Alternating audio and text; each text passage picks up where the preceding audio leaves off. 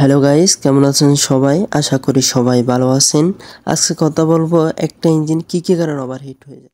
Hello guys, এটা একটা Toyota land cruiser 2014 মডেলের গাড়ি। আমি আজকে কথা বলবো একটা ইঞ্জিন কি কারণে ওভারহিট হয়ে যায়। তো সম্পূর্ণ ভিডিওটি দেখতে থাকুন। তো প্রথমেই দেখবেন রেগুলেটরের পানি আছে কিনা।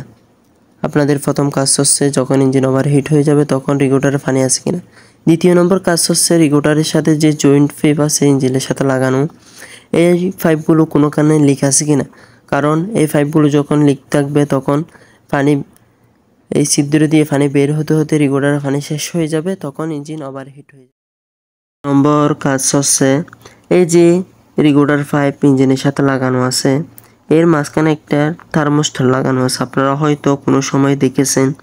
এই থার্মোস্টার কাজ কি? এই থার্মোস্টার নষ্ট হলে কি সমস্যা হয়? এই থার্মোস্টার কাজ হচ্ছে ইঞ্জিনের মধ্যে পানি সঠিকভাবে প্রবেশ করানো। যখন পানি যেতে যেতে কাদা হয়ে যায় তখন আর পানি যেতে পারে না, তখন ইঞ্জিন ওভারহিট হয়ে যায়। তো অবশ্যই যখন ইঞ্জিন ওভারহিট হয়ে যাবে তখন এই থার্মোস্টারটি চেক করে দেখবেন কাদা হয়েছে কিনা। যদি কোনো সমস্যা না হয় তাহলে এরপরে চতুর্থ নম্বর আছে হচ্ছে ওয়াটার পাম্প। এই ওয়াটার পাম্পের কাজ হচ্ছে ইঞ্জিন যত ঘুরবে তত ইঞ্জিনের মধ্যে পানি প্রবেশ করাবে। যত পানি প্রয়োজন, এই যে ফাঁকা দেখতে পাচ্ছেন আপনারা, এই যে ফাঁকা, এই ফাঁকার মাধ্যমে ইঞ্জিনের মধ্যে পানি প্রবেশ করাবে। যত পানি প্রয়োজন ইঞ্জিনে তত পানি ইঞ্জিনের মধ্যে রেগুলেটর থেকে প্রবেশ করাবে। তো যখন এই ফাঁকাগুলো ক্ষয় হয়ে যায় তখন ইঞ্জিনে আর পানি প্রবেশ করাতে পারে না, ইঞ্জিন আর পানি সংগ্রহ করতে পারে না, তখন ইঞ্জিন ওভারহিট হয়ে যায়।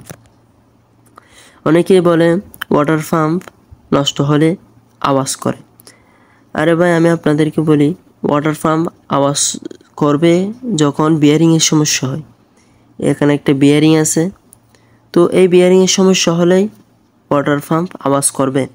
যখন ফাঁকা হয়ে যাবে তখন কোনো আওয়াজ করবে না।